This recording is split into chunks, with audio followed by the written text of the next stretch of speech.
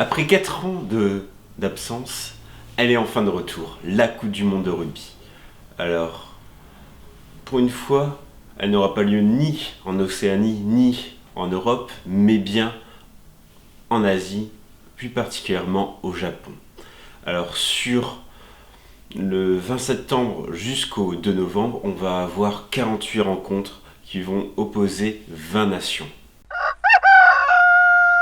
Salut à tous les amis, c'est le Coq Ovale. Alors je vais aborder dans une série de 4 vidéos la Coupe du Monde 2019 qui va démarrer dans quelques jours avec notamment par poule la présentation des différentes équipes. Alors sur cette vidéo ici je vais présenter la poule A où on retrouve le Japon, l'Écosse mais également aussi la Russie, les Samoa et les Irlandais. Concernant le Japon, on avait quitté le pays sur une frustration, celle de la non-qualification en quart de finale lors de l'édition 2015, puisque le pays avait vraiment étonné le monde grâce à sa victoire épatante à Brighton contre les Sud-Africains, battant la nation sud-africaine 32-34, mais avait perdu quelques jours plus tard contre les Écossais, ce qui avait empêché la première qualification en quart de finale des braves Bloodsons. Depuis la Coupe du Monde 2015, le Japon a enregistré des résultats très intéressants, avec notamment 18 victoires pour 12 défaites et un match nul. Ce match nul, on se le rappelle, c'est contre la France, dernier match de Guinoves. Ainsi, le Japon a pu remporter un match contre l'Italie, a aussi remporté cette année la Pacific Nations Cup contre les Fidji, les Tonga et les États-Unis. On a une équipe qui part avec des résultats très intéressants. Le rugby japonais vient de très loin. On se rappelle notamment des premières éditions du Japon qui a été vraiment très difficile puisque on a en tête 7 défaites catastrophiques en 1995 contre les All Blacks où les Japonais ont été défaits 145-17. Ainsi, une qualification dans les quarts de finale marquerait une avancée significative pour le rugby japonais qui pointe aujourd'hui à la 9e place du classement World Rugby. Cependant, le rugby japonais est en plein chantier, puisqu'on a d'une part la franchise des Sunwolves qui évolue dans le Super Rugby depuis 2016 qui va bientôt disparaître en 2021. Cette franchise montre un certain échec de cette sélection japonaise, puisque d'une part on a des résultats qui sont catastrophiques, une place de dernier à chaque saison sauf en 2017 où ils furent avant-dernier, et d'autre part, on a aussi beaucoup de joueurs étrangers qui ont été utilisés par ces Sunwolves. Par exemple, lors du dernier match contre les Chiefs à domicile, il y avait seulement 4 Japonais dans le 15 titulaire. Et cela se constate notamment sur la sélection japonaise, puisque tous les joueurs intégrant cette sélection japonaise jouent dans les Sunwolves et on a au final 15 joueurs japonais sur les 31 appelés. C'est totalement catastrophique. D'autre part, la Top League va disparaître puisque on a 6 joueurs figurant pour les Sunwolves qui évoluent aussi pour la Top League japonaise. Top League qui va disparaître également en 2021 pour donner naissance à la Pro League. Alors cette Top League japonaise était liée à des entreprises et ainsi on avait peu de supporters et peu d'engouement pour ces équipes japonaises, et c'est pour ça que la fédération a décidé en 2021 de créer cette Pro League qui a pour but de rassembler plus de joueurs professionnels étrangers. On a déjà des joueurs étrangers qui évoluent dans le championnat japonais comme Magito ou Dan Carter Et après cette Coupe du Monde, on va avoir le capitaine des All Blacks, Kieran Reid, qui va intégrer également la ligue japonaise. Ainsi, on a une ligue qui est en plein chantier, ce qui n'est pas très encourageant pour cette équipe japonaise qui manque de confiance. Ainsi, pour le 15 du Japon type, on retrouve surtout en première ligne le talonneur Shota Ori, qui est vraiment le joueur très expérimenté de cette équipe japonaise, avec 58 sélections, et qui, avant de jouer avec les Sunwolves, jouait déjà avec une équipe du Super Rugby, celle des Melbourne Rebels. C'est vraiment un joueur qui est très intéressant, à l'aise dans la conquête et dans le jeu. On a ainsi une première ligne qui se base sur celle des Sunwolves et qui n'est pas très concurrentielle face à celle des Irlandais, mais qui tient choc globalement face aux Écossais et aux Samoa. Ça devrait passer. En deuxième ligne, c'est vraiment la grosse faiblesse des Japonais. On ne trouve pas de joueurs japonais dignes d'être au niveau international en deuxième ligne. Et ce qui se passe, c'est que depuis plusieurs années, on utilise des joueurs étrangers jouant avec les Sunwolves pour représenter cette deuxième ligne japonaise. Et ça crée un grand déséquilibre dans cette équipe. Ainsi, on a par exemple en 4 Luke Thompson, qui est un néo-zélandais de 38 ans, ce qui montre la faiblesse. Vraiment, trouver un néo-zélandais de 38 ans pour représenter cette nation, c'est quand même difficile. Et surtout en 5, Van der Waalt, qui est un sud-africain et qui fait seulement 1m87, ce qui est vraiment très limite pour un seconde ligne international. Cependant, ce pack est rehaussé au niveau des troisième lignes, où on a vraiment une troisième ligne qui est à la hauteur et très prometteuse, puisqu'on a d'une part celui qui représente la révélation du rugby japonais, qui est Kazuki Himeno. Alors, ce joueur japonais connaît seulement une dizaine de sélections à 25 ans, mais il a vraiment impressionné à chaque match, et même si ça fait seulement 2 saisons qu'il joue avec les Sunwolves, il est vraiment très intéressant dans son poste de flanqueur, mais il peut jouer aussi en 8 et dépanner en deuxième ligne quand on a trop de blessés en deuxième ligne au niveau du Japon. Et c'est un joueur qui est vraiment très prometteur, qui avance beaucoup ballon en main, et vraiment il faudra surveiller ce joueur qui est vraiment la révélation de ces dernières années au Japon. On retrouvera le capitaine également en tant que flanqueur, Michael Leach, qui est vraiment un capitaine qui est génial, qui est à l'aise dans les airs et dans le jeu, et qui est vraiment l'âme de cette équipe. Un joueur qui est toujours à suivre et qui peut vraiment mener son groupe très loin. Également, pour compléter cette troisième ligne, on a un joueur tongien, Mafi, qui est pas trop mal pour les Sunwolves, qui est assez puissant et rapide, qui complète une troisième ligne qui est très intéressante. Pour les lignes arrières, on a vraiment la charnière qui est vraiment très intéressante, c'est Tanaka Tamura. Tanaka, qui est le demi-mêlée, très expérimenté, qui a une bonne lecture du jeu et qui a une bonne expérience déjà avec les Highlanders et pour les Barbarians, et Yu Tamura, qui est l'ouvreur avec vraiment une très bonne vision du jeu. Sa spécialité, c'est vraiment les petites derrière la défense, qui marchent très souvent Pour les ailiers, on a Fukuoka et Matsushima qui sont très intéressants également. Et on a une paire de centres aussi solides, Nakamura et Lafale.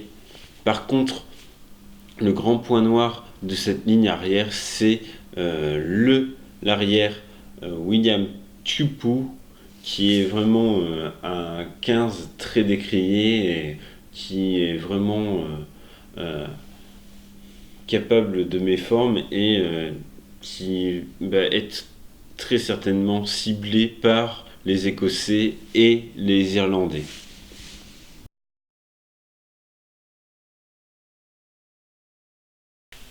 Passons aux favoris de ce groupe qui est l'Irlande. L'Irlande qui est aujourd'hui la première nation au classement World Rugby. Rappelons que quand on parle de l'Irlande, on évoque à la fois l'Irlande et l'Irlande du Nord. L'objectif avoué de ces Irlandais, c'est d'aller au bout, puisqu'on a une équipe qui est taillée pour gagner cette Coupe du Monde. Cependant, si on regarde l'histoire de l'Irlande en Coupe du Monde, on constate que jamais elle n'a réussi à dépasser les quarts de finale, alors qu'elle a disputé pratiquement toutes les Coupes du Monde. Depuis son élimination décevante face à l'Argentine en 2015, l'Irlande est une nation qui est impressionnante. Remportant 29 de ses 41 rencontres depuis cette Coupe du Monde, on a vraiment une équipe qui est taillée pour remporter cette Coupe du Monde. L'année 2018 a été impressionnante. On a 11 victoires sur 12 matchs, notamment la victoire à Dublin contre les All Blacks. Pour rappel, sur les 3 matchs l'opposant contre les All Blacks, les Irlandais ont remporté 2 à Chicago et à Dublin. Les Irlandais ont aussi remporté en 2018 le Grand Chelem du tournoi Destination. On a vraiment une équipe qui est dominante. Ce succès est dû notamment à une organisation millimétrée de la fédération irlandaise. Organisée en 4 provinces, jouant le Pro 14, on retrouve surtout la province du Leinster qui est l'une des meilleures équipes européennes. Finaliste cette année de la Champions Cup, l'ayant remporté l'année précédente, double championne du Pro 14, le Leinster est la province qui marque le succès de l'Irlande. Ce succès est plus probant quand on sait que la fédération irlandaise ne contient seulement que à peu près 100 000 licenciés, mais organise très bien ces provinces, notamment par des naturalisations, faisant venir des joueurs notamment d'Afrique du Sud et les naturalisant. Ce succès du jeu irlandais est lié notamment à un jeu millimétré mené et théorisé par son sélectionneur Joe Smith qui vise à conserver le ballon, minimiser les risques et surtout gagner cette bataille des territoires. On a un jeu qui multiplie les phases de jeu, notamment ce fameux pick and go. Pour rappel, on a ce match contre l'équipe de France où les Irlandais ont réussi vers la fin du match, à faire 40 temps de jeu pour donner finalement le ballon à Jonathan Sexton qui a permis aux Irlandais de gagner ce match par un drop. Ainsi, l'Irlande fait partie des favoris de cette Coupe du Monde et sera très certainement la première de ce groupe. Cependant, si elle arrive au statut de quart de finaliste, il faudra que les Irlandais puissent dépasser enfin cette étape, puisque les Irlandais ont été 6 fois quart de finaliste et n'ont jamais réussi à passer ce statut. Or, quand on voit le parcours de cette Coupe du Monde, on voit que cette nation irlandaise va très certainement affronter les Sud-Africains ou les All Blacks en quart de finale. Ce sera vraiment une étape majeure pour les Irlandais. Concernant cette première ligne irlandaise, on a une première ligne très expérimentée et très solide, avec Eli, 90 sélections, et Rory Best, le capitaine et l'âme de cette équipe, avec 120 sélections à 37 ans. Alors si Rory Best a été vraiment assez décrié dernièrement, notamment suite à son test contre l'Angleterre, il est vraiment un joueur essentiel dans cette première ligne irlandaise. Mais le joueur, pour moi, qui est essentiel dans cette première ligne, c'est Furlong. Furlong, même s'il est le plus jeune et le moins expérimenté de cette première ligne, il est le joueur clé de cette équipe. C'est pour moi l'un des meilleurs piliers droits au monde, qui est capable d'une part de broyer n'importe quel pilier à la mêlée, et il est également très intéressant dans le jeu courant où il se sert de sa puissance et il est assez à l'aise. C'est quelqu'un qui fait assez peu d'erreurs de main et il est vraiment génial dans tous les sens. Et Furlong, pour moi, c'est celui qui peut concourir à la place de meilleur pilier droit au monde. Concernant la deuxième ligne, on a vraiment eu une surprise avec la non-sélection de Devin Tonner, le géant de Leicester, qui est vraiment très expérimenté et qui avait été très utilisé par le sélectionneur et qui n'est pas sélectionné, et on a préféré ainsi Jean Klein, qui est un jeune sud-africain jouant avec le Munster, ce qui a créé d'une part une polémique sur l'île, mais aussi à World Rugby, puisque le numéro 2 de World Rugby, Pichot, a décidé de mettre en avant ce fait divers pour questionner la loi sur la naturalisation excessive des joueurs. Ainsi, dans cette seconde ligne, je vois très bien Anderson et Ryan associés. C'est surtout Ryan qui est vraiment impressionnant en ce moment. C'est un second ligne qui est vraiment très athlétique, important dans le jeu courant et qui est vraiment solide dans les rucks, qu'il faudra vraiment surveiller. Alors, la troisième ligne irlandaise, elle est vraiment très costaud et vraiment on retrouve l'ADN du Munster avec notamment en 6 Peter O'Mahony. Alors Peter O'Mahony, c'est vraiment le joueur que je trouve excellent avec les Irlandais, qui est pas le plus cité, mais pourtant ce joueur il est vraiment complet, il est vraiment important dans cet ADN de l'Irlande. On le trouve vraiment partout dans les phases de ruck. C'est vraiment un grand plaqueur et un grand gratteur de ballon, et il est vraiment aussi très à l'aise dans les airs. Il vole énormément de ballons. C'est vraiment un joueur qui est vraiment essentiel dans ce 8 de devant irlandais. Également dans cette troisième ligne, on citera bien sûr cet immense joueur qui est C.J. Stander, même si il n'est pas aussi brillant qu'il y a 2 ans quand il avait été sélectionné pour les Lions britanniques et irlandais, mais C.J. Stander, qui est à la base un Sud-Africain et qui a été repéré par le Munster, est vraiment un joueur qui est marquant par la puissance. Vraiment, quand il est en forme, il est vraiment très dur à arrêter, et c'est un joueur qui est un grand finisseur et un 8 vraiment très puissant, ce qui permet vraiment au pack irlandais d'être vraiment un des meilleurs packs au monde et un des plus impressionnants, et qui explique ce niveau de jeu aujourd'hui de l'Irlande. Si les avants irlandais sont excellents, on n'est pas en reste avec les lignes arrière, notamment au niveau de la charnière une des meilleures charnières au monde, avec la charnière Conor Murray-Jonathan Sexton.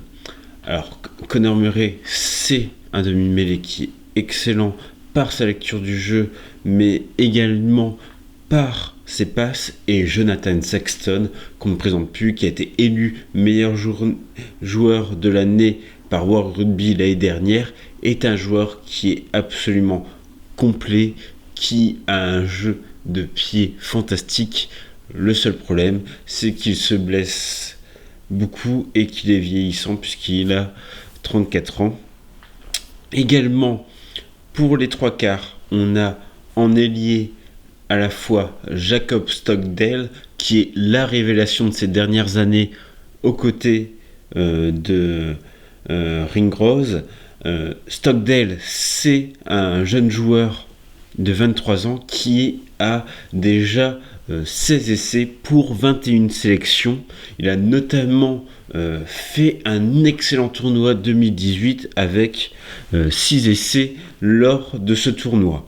C'est aussi un gabarit qui est impressionnant pour un ailier puisqu'il mesure 1m91 pour 103 kg, alors que l'autre ailier qui est Keith Earls et qui fête aujourd'hui bientôt ses 32 ans pour 77 sélections, c'est l'ailier qui a un gabarit plus petit pour 1m78 et 87 kg, mais qui est plus expérimenté, plus à l'aise aussi au niveau des airs et qui complète très bien avec Stockdale. En centre, on trouve Bundee Aki, qui est un néo-zélandais d'origine samoane. C'est quelqu'un qui a été la véritable révélation dans son club des Connacht, où il a été élu notamment meilleur joueur de Pro 12 de l'année 2015-2016 et qui avait auparavant remporté le Super Rugby avec les Chiefs. Et c'est vraiment un très bon centre au niveau de la défense surtout, et qui a aussi des très bons appuis, et quand il a trouvé un intervalle, ça peut être un joueur extrêmement dangereux. Enfin, Gary Ringrose, c'est le successeur de Brian O'Driscoll. Il s'est imposé vraiment comme un centre titulaire extrêmement important pour les Irlandais, mais également pour le Leinster, et on attend toujours vraiment ce joueur. Enfin, pour compléter ces lignes arrière, on a le 15 Rob Kearney, qui est un 15 très expérimenté, très à l'aise dans les airs, et aussi qui fait partie des meilleurs arrières au monde. Ainsi, on a une ligne d'arrière vraiment très impressionnante.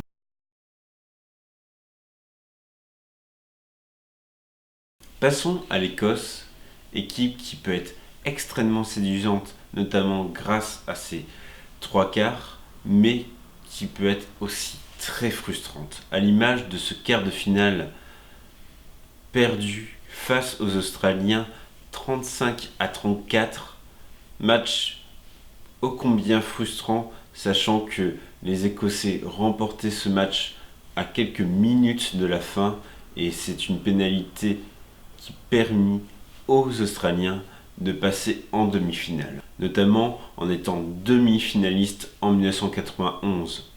Cependant, c'est une équipe qui a du mal à dépasser son statut de outsider. Le défi de la fédération écossaise, c'est de permettre à l'équipe nationale d'être compétitive avec très peu de licenciés. On retrouve seulement 46 000 licenciés pour cette fédération, ce qui est la moitié moins de celle de la fédération irlandaise, par exemple.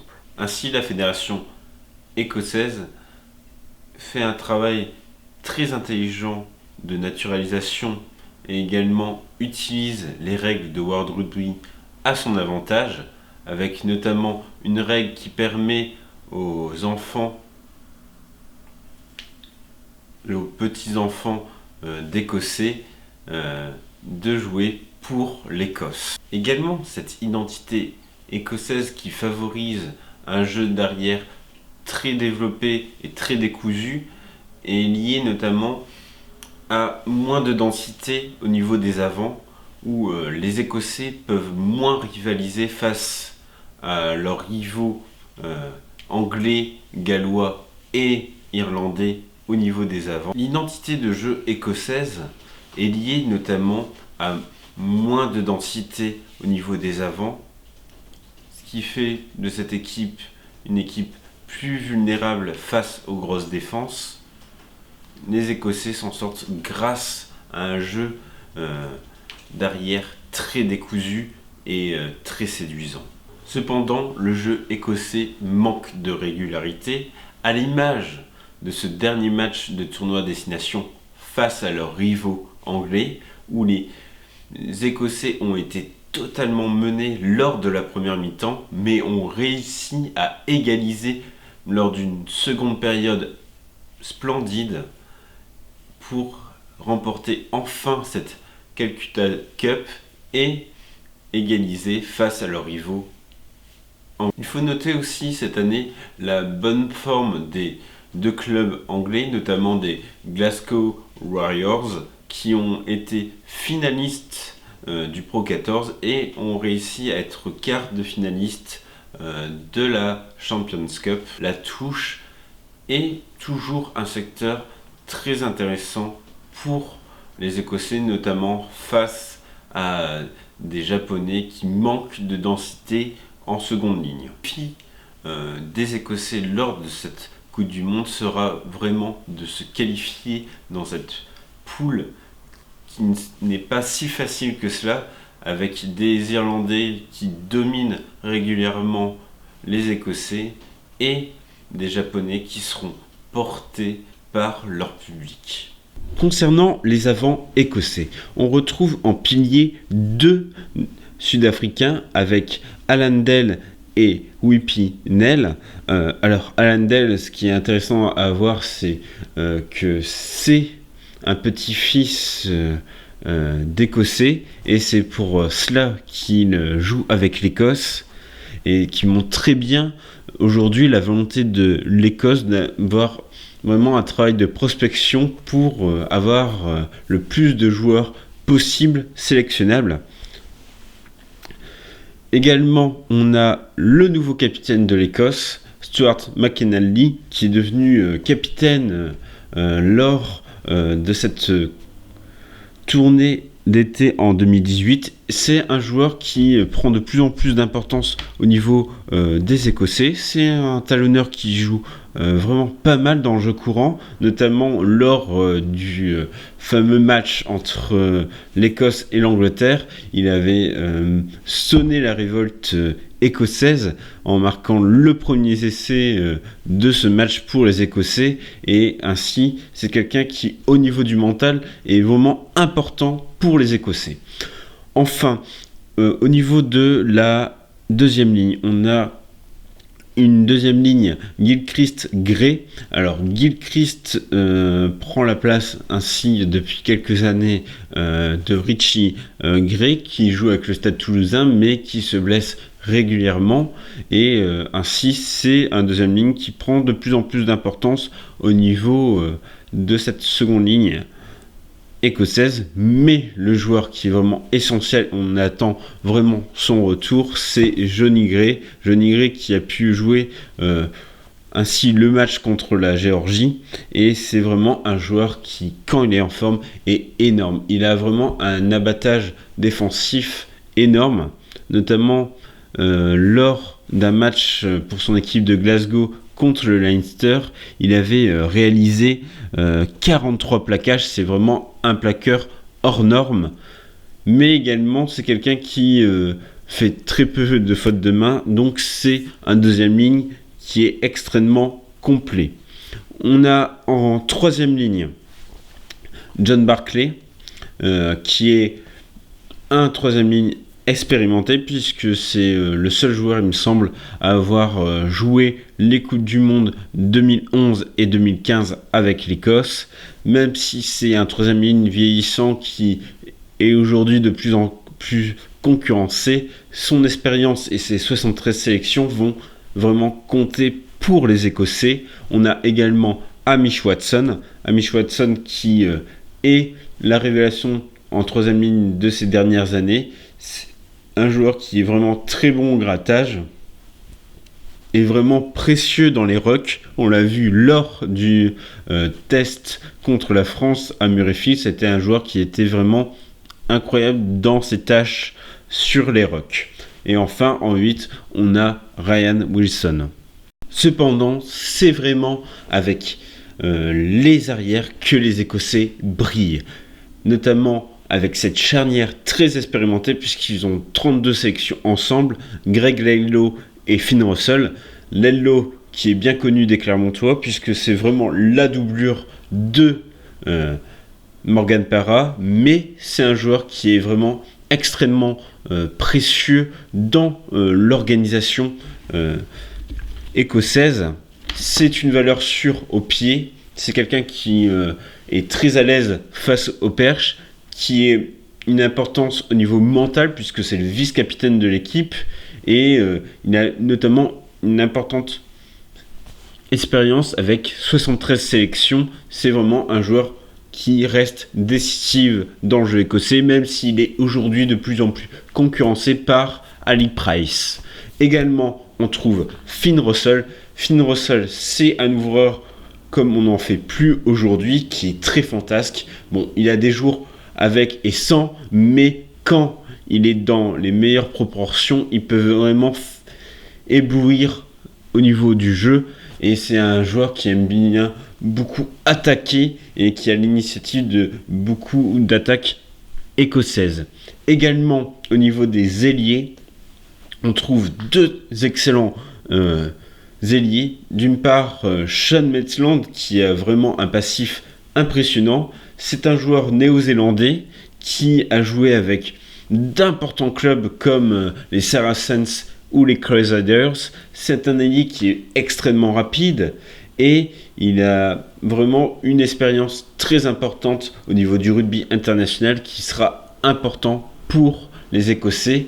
Également en 14, on trouve Tommy Seymour qui est un ailier extrêmement à l'aise dans les airs et qui est extrêmement dangereux également dans les phases offensives.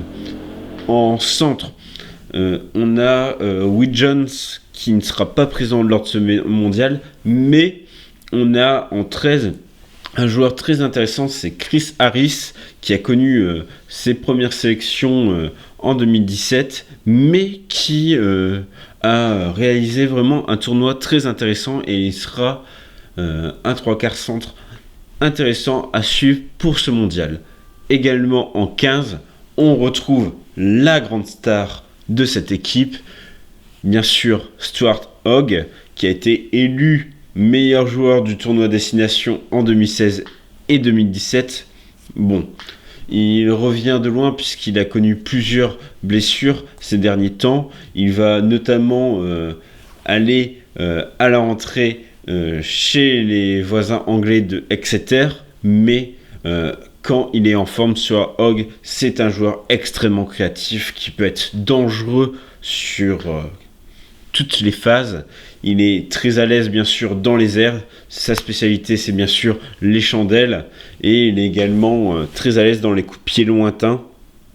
C'est vraiment un joueur fantasque qui est devenu la star de cette équipe d'Écosse.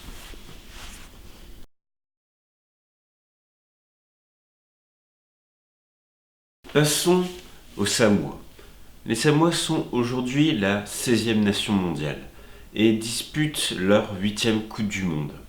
S'ils ont été qualifiés pour les quarts de finale en 1991 et 1995, elles peinent aujourd'hui à se distinguer dans les poules. La qualification pour la Coupe du Monde 2019 n'a pas été simple. Il a fallu triompher de l'Allemagne aux playoffs. La fédération samoane, comme celle des Tonga et des Fidji, subissent le problème inhérent au professionnalisme. On a déjà d'une part une île marquée par une certaine pauvreté, touchée aussi par la montée des eaux, avec énormément de joueurs samois qui sont nés en Australie ou en Nouvelle-Zélande et qui ont leurs parents qui ont migré vers ces pays, et également des joueurs qui n'ont pas réussi à s'imposer pour la plupart dans le Super Rugby et qui ont décidé de migrer vers l'Europe. Même si l'Europe accueille énormément de ces joueurs, ça se fait énormément en défaveur de l'équipe nationale, puisque les équipes du top 14 et de la première chip anglaise veulent surtout garder ces joueurs et proposent des contrats auxquels ils refusent la sélection nationale. On a le cas dans le top 14 de Nadolo qui joue à Montpellier et qui a décidé de mettre un terme à sa carrière internationale. Beaucoup de fédérations du Pacifique critiquent cette attitude des clubs en Europe qui veulent garder à tout prix ces joueurs pour éviter qu'ils jouent dans les sélections nationales. D'autre part, ces équipes ont très peu de temps de jeu comparé aux grandes équipes de l'hémisphère nord et l'hémisphère sud, avec notamment qu'une seule compétition par an qu'ils disputent, avec la Pacific Nations Cup qui joue avec les Tonga et les Fidji. On a également le Japon, les États-Unis, le Canada ou encore la Géorgie qui peuvent participer d'une année sur l'autre, mais ces nations ont peu de temps de jeu au niveau international et les grands tests nationaux sont très peu présents.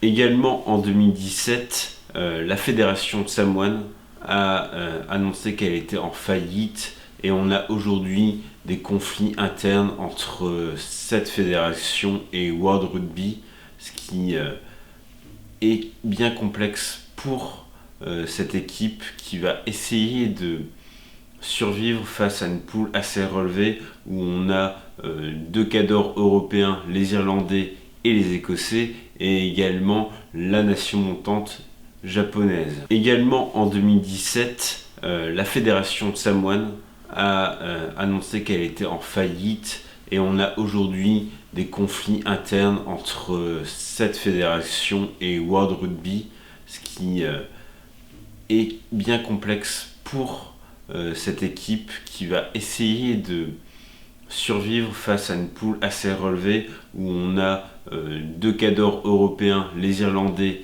et les Écossais, et également la nation montante japonaise. Passons aux avants samoa. On a un 8 très expérimenté avec en première ligne Mulipula, qui est un joueur de Newcastle qui a notamment marqué le Leicester, et en pilier droit Paul Allo-Émile, joueur du Stade Français qui s'est vraiment imposé ces dernières saisons.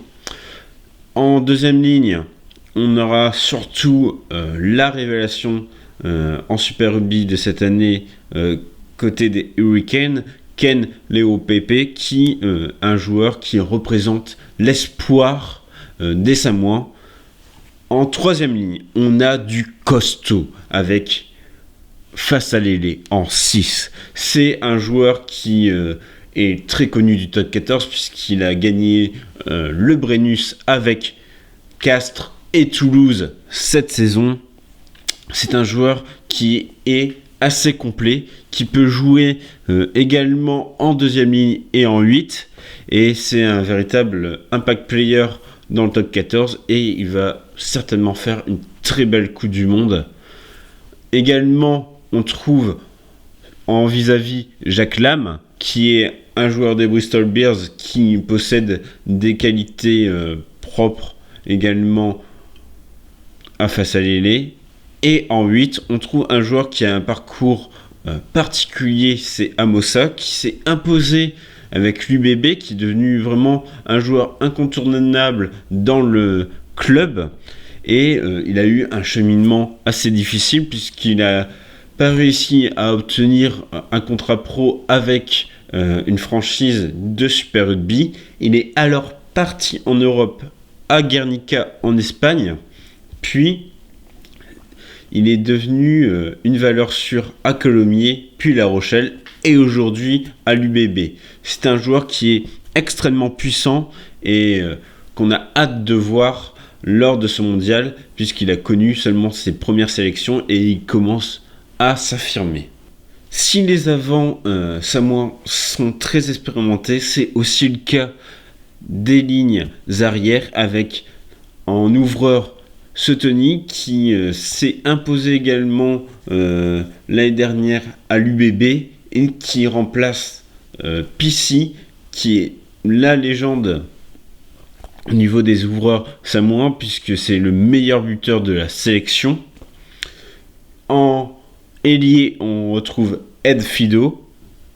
C'est un joueur qui s'est exprimé dans le rugby à 7 avant de rejoindre aujourd'hui le 15 avec des clubs comme l'UBB, Provence Rugby et Worcester.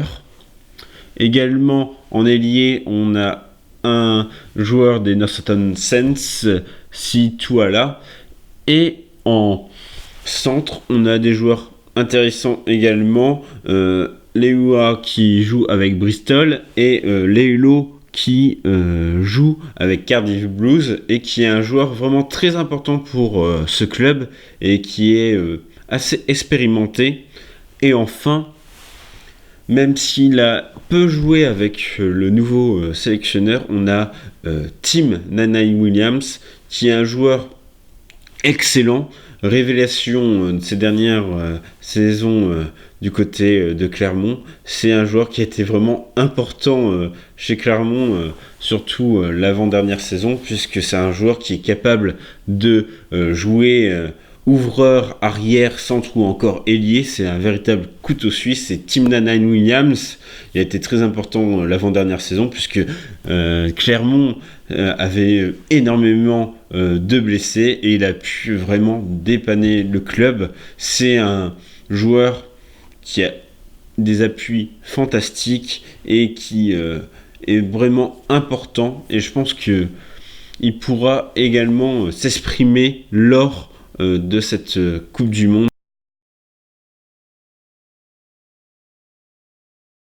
Enfin, on a la Russie qui est l'invité surprise de cette Coupe du Monde.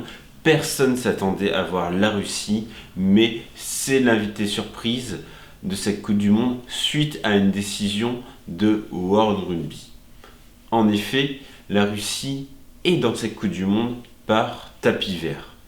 C'est-à-dire que avec la Géorgie déjà qualifiée, car elle a été troisième de la Coupe du Monde 2015, mais également la Roumanie, la Belgique, l'Espagne et l'Allemagne, la Russie participe au tournoi B Destination, le Rugby Europe Championship, c'est-à-dire que c'est les meilleures nations européennes qui ne participent pas aux 6 nations, et en 2018 se tenait cette édition qui permettait au deuxième de cette compétition de participer à la Coupe du Monde. Or, lors du dernier match de ce tournoi 2018, on a un match litigieux entre l'Espagne et la Belgique, arbitré par un arbitre roumain qui va permettre au final à la Russie.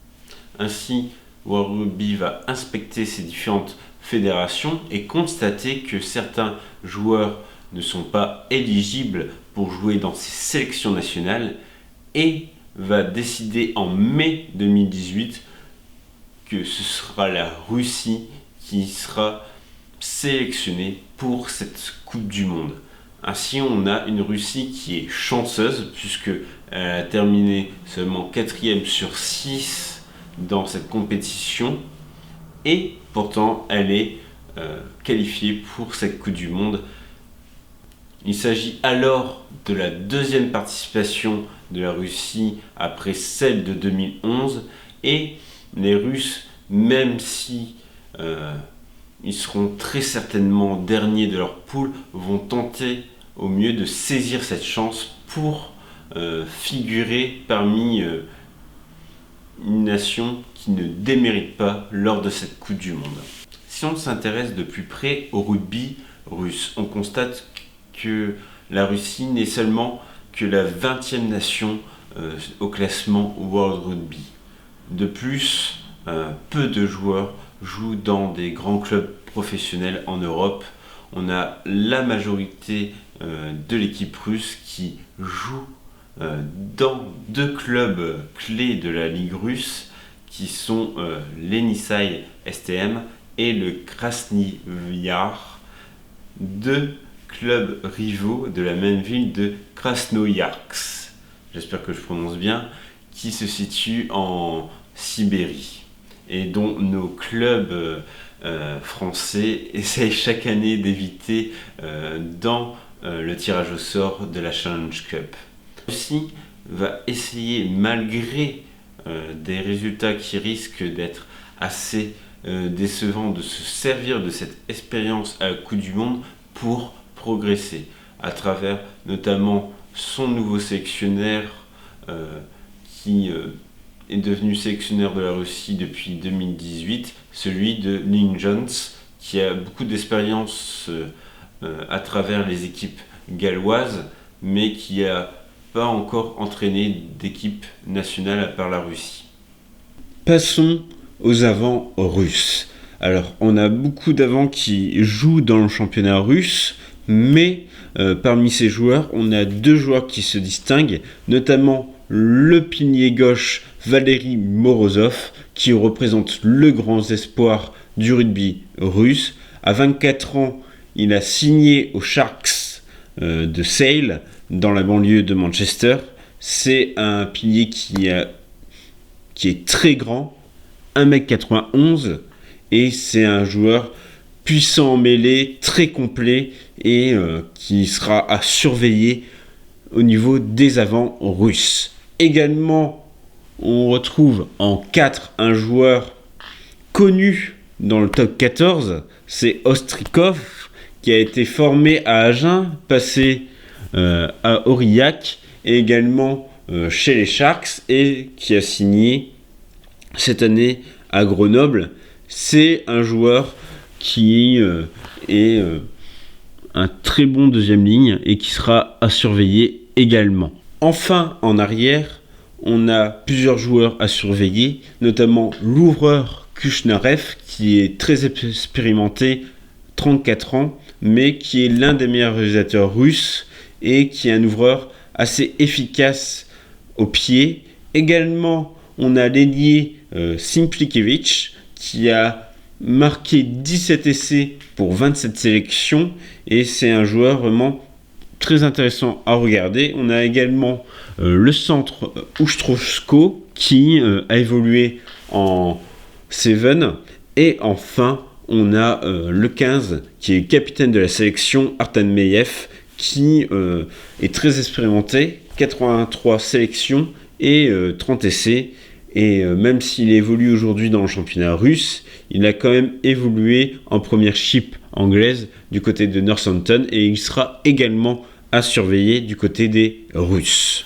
Concernant le calendrier de la poule A, on a un match d'ouverture de la Coupe du Monde assez particulier, puisque c'est Japon-Russie, 2 équipes qui sont vues comme des équipes de tiers 2, et ce sera une affiche pas très reluisante pour un match d'ouverture de Coupe du Monde. Puis le 22 septembre, on aura un choc, celui de Irlande-Écosse, les 2 grands mastodontes de cette poule. Également, match à surveiller le 28 septembre, Japon-Irlande, où les Japonais affronteront leur grande équipe de cette poule, l'Irlande. Également, match à surveiller, ce sera le dernier match de cette poule, Japon-Écosse. Si tout va bien, ce sera le match qui déterminera la 2e place de ce groupe, match à surveiller d'urgence. Voilà ce qui clôt cette présentation de la poule A. Les prochaines vidéos vont bien sûr se concentrer sur les autres poules, avec notamment les poules B, C et D. J'essaye de diffuser ces vidéos avant la Coupe du Monde qui commence le vendredi 20 septembre, en espérant que je puisse les publier avant cela. N'hésitez pas ainsi à vous abonner pour profiter des autres vidéos et également à suivre l'actualité de la chaîne sur les réseaux sociaux, Twitter et Instagram. C'était le Coq Ovale, à la prochaine!